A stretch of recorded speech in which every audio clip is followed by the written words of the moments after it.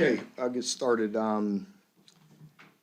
Obviously very excited about the opportunity we have this week to go play a extremely good Tennessee team that is absolutely playing on fire right now, offensively playing at incredibly high level right now, just with their tempo, their talent, the way they're playing at quarterback, across the board.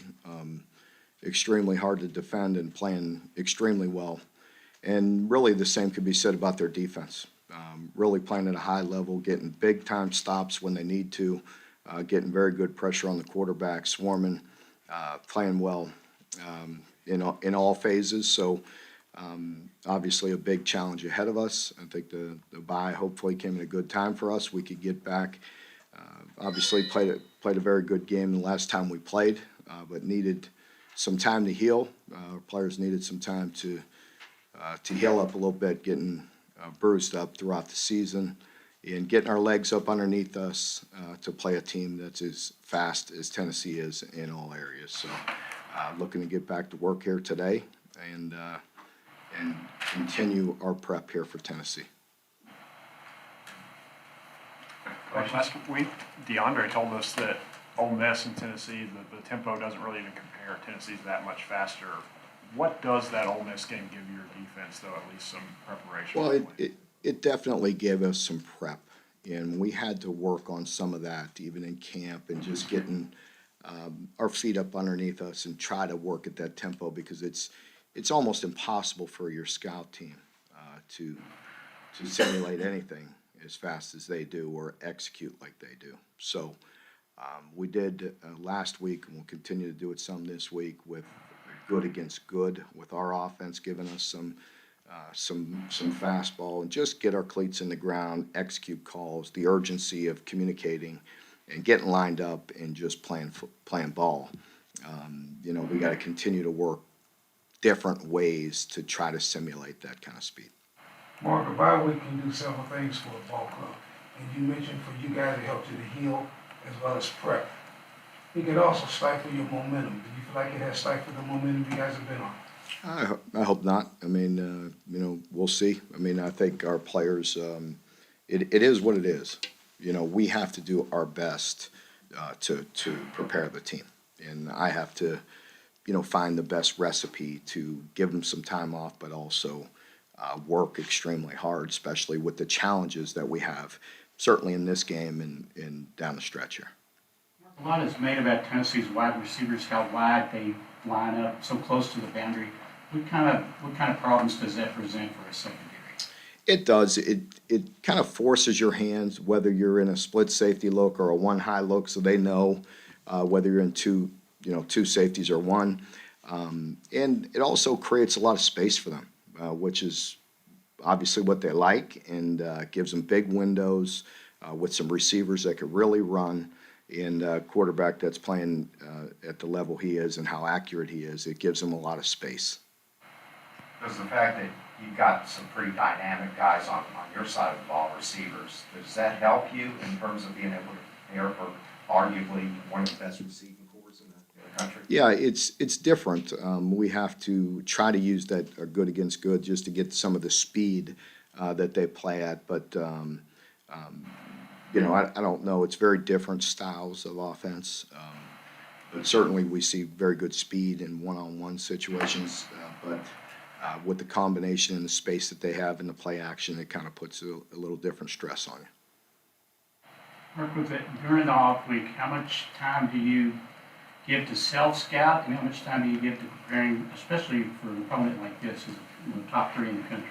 Yeah, I think, you have to take a good look at both during the off week. So you have to examine yourself. It's the only time you have just a little bit of time to take a good look at yourself and, again, evaluate the things that you're doing well and try to find ways to continue to feature that.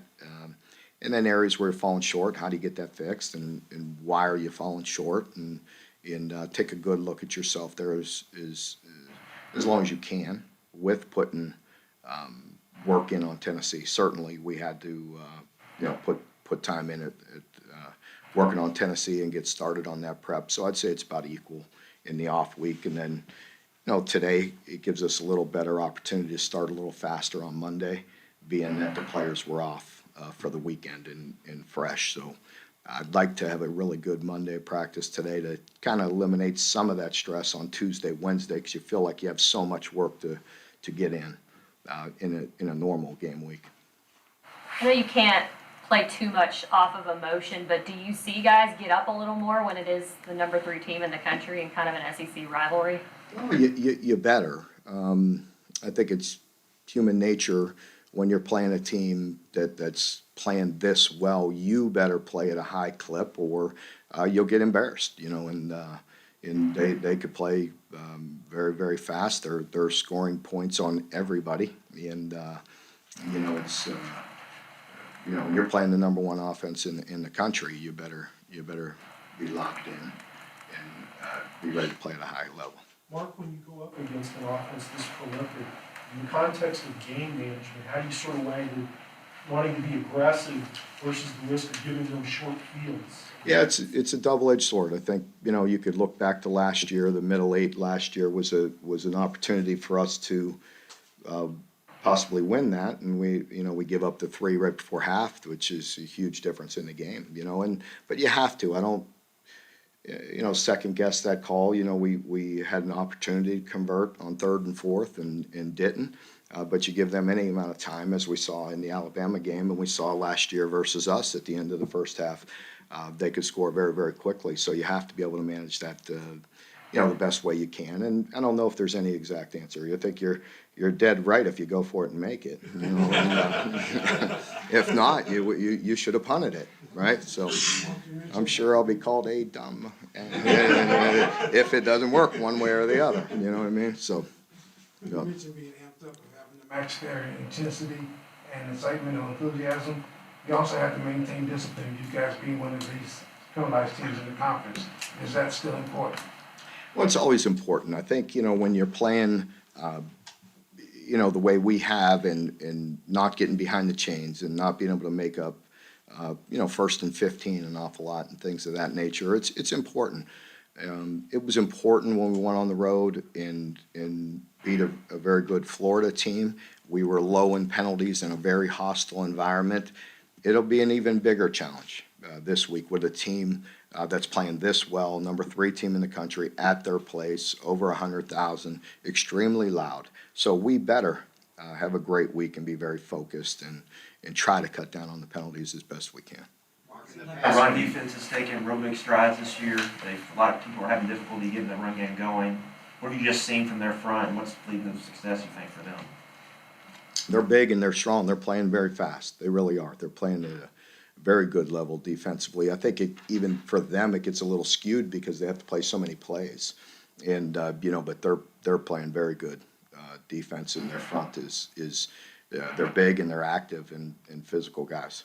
In the past, when you've gone to these venues, when you haven't had a whole lot of success, you've tried to change up the routine in the week leading up to it. Have you done anything different this week, or are you planning to? No, not much. I mean, there's certain little things that do nothing that deserves print. You know what I mean? It is what it is. I mean, it's part of coaching and getting your team ready and finding the right message at the right time. I don't know if there's any earth-shattering tools that you can use other than your team better be ready to play. You better have a very good plan, and you better go out and execute and be ready to play at a very, very high level with great intensity. And it's another challenge, and you may hear me say that and repeat, but it's a challenging league.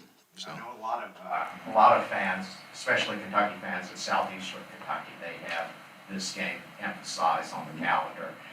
In your interaction with fans on both sides of the border, do you view this as a big rivalry thing? Is this a big time rivalry? Well, I don't. I mean, that's not for me to decide. That's for you to decide. I mean, every game for us is important. So I've never. I've always been honest with that. I've said, is it important? Of course, it's important. It's an SEC East team that we have to go on the road. That's very close in proximity to us. It's important. Mark, turnover margin, I know it's a big, off-season topic. You only won the turnover margin once, and that was against Florida. Is that something you all revisit in the bye week? put a bigger emphasis on, or is it something like you can't force it? Yeah, it's something that we always stress. It's always important. You know, you can't win if you're sloppy with the football. I mean, you just can't. You know, so you know we have a hard time overcoming those type of turnovers. You know, when we put the ball on the ground, and you know, not many teams can. You know, some can, but for us, you know, it's very important. And in a game like this, it absolutely will be important. How important is clock management in a game like this? You know, it's hard to say. You know, it's you have to be able to capitalize. You got to be able to make big stops when you have to, because ultimately this team's going to move the ball, and they're going to, you know, they're going to go fast, and they're going to move the football. You have to try to get some stops. They are extremely efficient in the red zone. That's pretty obvious if you look at their percentage. I would say 97% or something, darn near perfect of scoring points in the red zone. So they're going to move the football. You got to be able to get quality stops, and you know, moving the ball is important. Yes, you know, third down efficiency is important. You know, the last game we played, we converted a couple fourth downs early. You know, that I just felt like we needed to continue the drive, and you know, I think you know, scoring points, moving the football. Of course, it's important. I don't think it's, you know, ultimately, you know, what's going to decide the game, but possessing the football, and with a team like ours, with huddling and going slow, it does limit the opportunities. So you got to be efficient. I think efficient on the racks that you have, the sets that you have to be efficient. Mark, you said after the, I'm going to ask you about after the Mississippi State game, you thought maybe that was the best, offensive line's best game of the year. What did it look like on tape, and how would you judge their progress? Yeah, that was certainly really big for us to be able to run the ball and have the balance that we were looking for. We were very efficient in that game. Definitely one of our better games, and you know, we played very good as a team, and you know, but the offensive line definitely was much better. How would you judge their progress at this point? Yeah, From the beginning of the season till now. Yeah, they're definitely improving. I think you heard me discuss it, and then we maybe had an injury or two, but I feel like there's times when we're making progress, starting to get that continuity. Injuries happen. We have to be able to overcome them, but I think we're coming together and certainly getting better. How's Will? Will's getting better. You know, he needed some time. Surely there was, you know, a couple parts of his body, I'm sure, that needed some rest and needed some ice, and so you know, he's getting better. Well, speaking of quarterback, Destin Wade is on the depth chart. What has he done to earn that status? Yeah, Destin, we wanted to play the game Will was out, you know, South Carolina game. We wanted to get him in there, and it was just, again, one of those games where, you know, the opportunity just didn't present itself. I wish it would have, for just to see, you know, Destin in there and give him some play, but he's been getting better. I think that's the big thing. You know, sometimes quarterbacks, you know, everybody thinks they have to just, it's got to come to them right now, you know, and a guy that's highly recruited like him, but you know, again, it's a developmental sport. He's getting better, and as long as he keeps that positive attitude and works hard like he is, he's making really big progress. And you know, when you recruit a guy like that, you know, there's a few years that you got to put in, and he's willing to do that. You know, you just got to put in time. He's gotten better since day one here, and he just keeps on. He needs to keep on making strides like that. And if he keeps that same approach and the work like he is, and you know, good things are gonna happen to him. Like you said last week, you thought you'd be close to full strength after the bye. Is that still on track? Yeah, I think we're as good a shape as we've been in for several weeks. I don't know if we'll be at 100% or not. We're getting close. What is it about Tennessee's wide receiver core that causes so much chaos in secondaries? Obviously, they had some explosive plays last time they came here. Obviously, they did it against Alabama, UT Martin. What is it that they do that puts so much stress on secondaries? Yeah, they have 21 plays of 40 yards or more this year, so that's pretty explosive. They have 49 plays of 20 or more. So they they're very good. I think the scheme, obviously they have a very good scheme that's unique to them and with the splits that they have in the space. And they're doing a really nice job of subtle change-ups off their routes, so you might be anticipating one thing, but with the space that they have, they, are creating some deep shots in the way Hendren is throwing the deep ball, very efficient. He's very, very accurate on the deep pass. Mark, how important is the start to the game when you play a tempo team like this? You mentioned it's hard to simulate it in practice. Is it something where early, if you just want to see a lot of plays, maybe just settle down, or is it just, do you have to? Yeah, I think there's no question, early, is very difficult. There's no question. So I think it's really important for us to not beat ourselves, number one, in trying to do too much and just getting a body on a body and competing. There's going to be a lot of one-on-one situations that we have to step up and win. And, it's important. Team defense is important. As always, leveraging the football. This team is very efficient and run the ball. I want to say 60-40. It doesn't seem that way with the amount of yards that they're passing for. But very efficient in the run game as well. Is there a difference between how Tennessee and Ole Miss kind of run their offenses? Is it different? Like, Yes. how's it different? Yeah, To help you prepare, I guess. Ole Miss. Yeah, it's different. I kind of went through that once already today, but I think it helped us in the preparation, in the urgency of getting the calls, getting lined up, but different offenses, yes. Some things carry over as far as just the communication and urgency and getting lined up and making us practice it, and be prepared for it, knowing going into the season we're going to play at least two teams that want to go as fast as possible. Mark, last year you had obviously mistakes against Tennessee, and yet it literally came down to the closing seconds. How much, if at all, does that help you prepare emotionally or mentally, whatever, going into this game? Well, it does in the factual part of it, like just watching the game and seeing the plays that carry over and that part of it, does. I mean, year to year really doesn't make a difference. I mean, again, I was asked that question earlier this year with some teams. It's just like them. It didn't matter. The previous years didn't matter for them versus Alabama. This year's a different, totally new year and new teams. Sure, you look at scheme, you look at the ways that you beat yourself or they beat you and try to improve on those. But last year we played much of the game very efficiently, but certain situations we fell short. And we talk about that all the time. You guys have heard me say that 100 times. You could play vast majority of a game very, very good, but you don't know what situation or what play is going to determine the outcome of a game.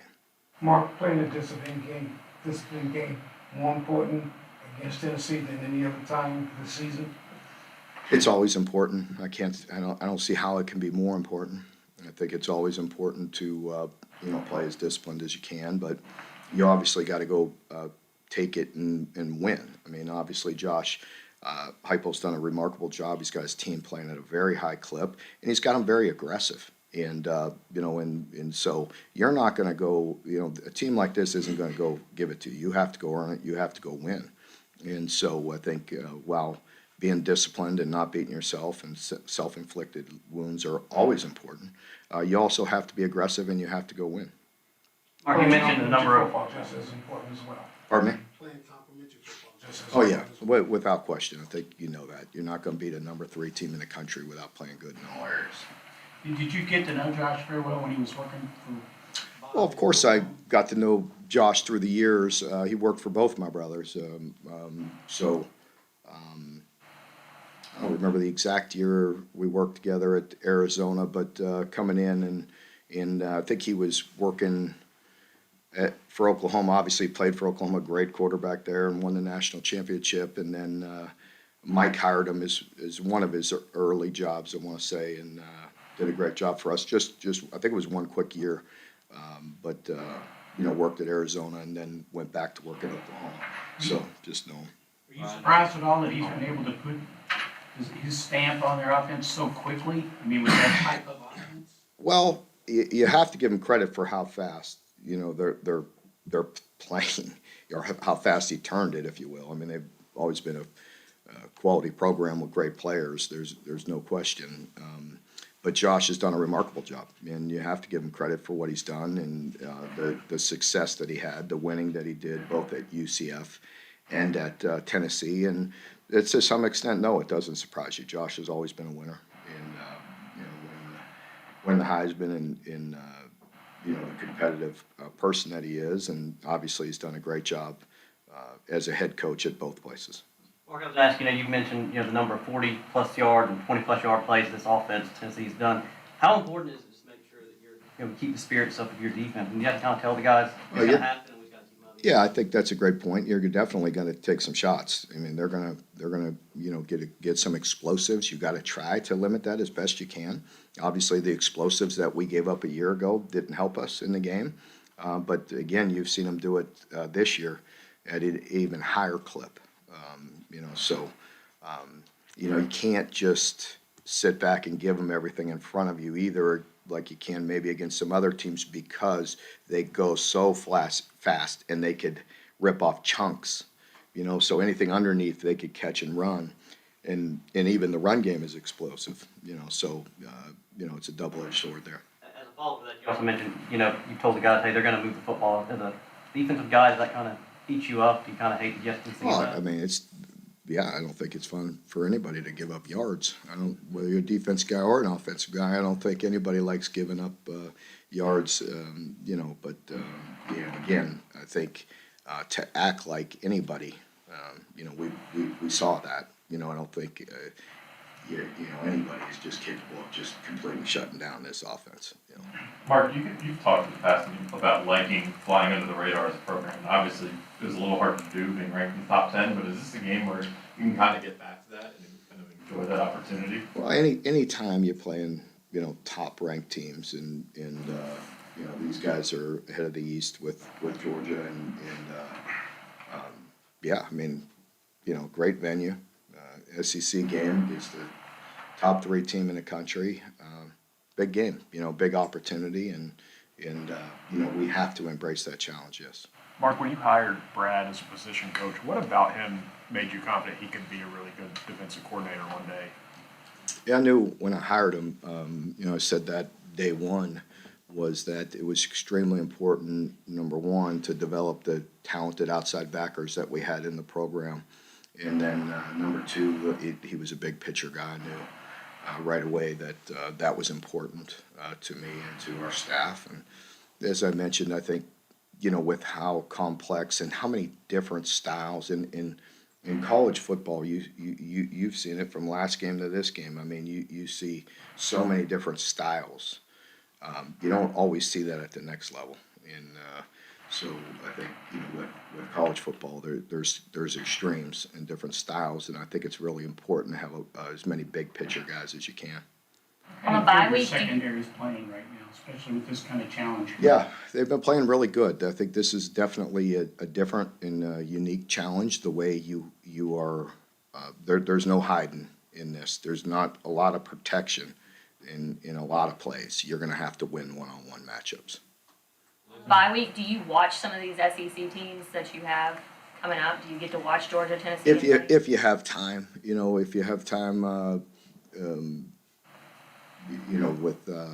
with what you have going on and traveling and recruiting and things, and spending time with your family, that's important. But when you have time, we're all junkies. I mean, when there's time, you're going to watch football if it's on. But I think most of us can understand that time is very limited.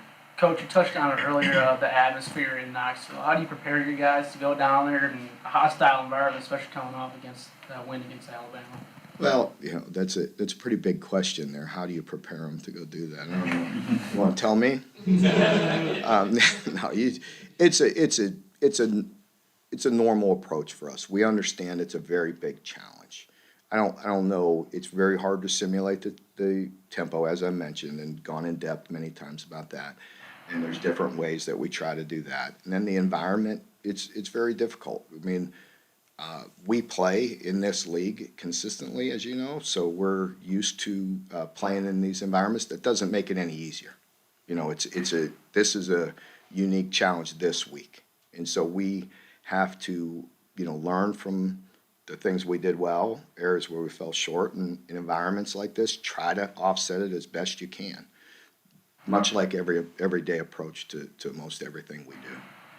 And on that topic, I mean, everybody, oh, you know, Tennessee, they're number 3, they have this unbelievable offense. How much though do Pardon you? me? I'm sorry. Everybody's like, okay, the great challenge, Tennessee, number 3, unbelievable offense, but how much of it comes down to just making sure your guys do what they do and not get too caught up in who you're playing? Always a major point for us. You know, again, you know, we address the situation each and every week. So it's a different situation, right? Coming off a big win, coming off a bad loss, you on the road, you at home, you know, what situation are we into? Are you perceived to be a big underdog or perceived to be a big favorite? Whatever. The situation is always different, and you know, that's something we address, and you know, this week will be no different. Okay, folks, thank you very much.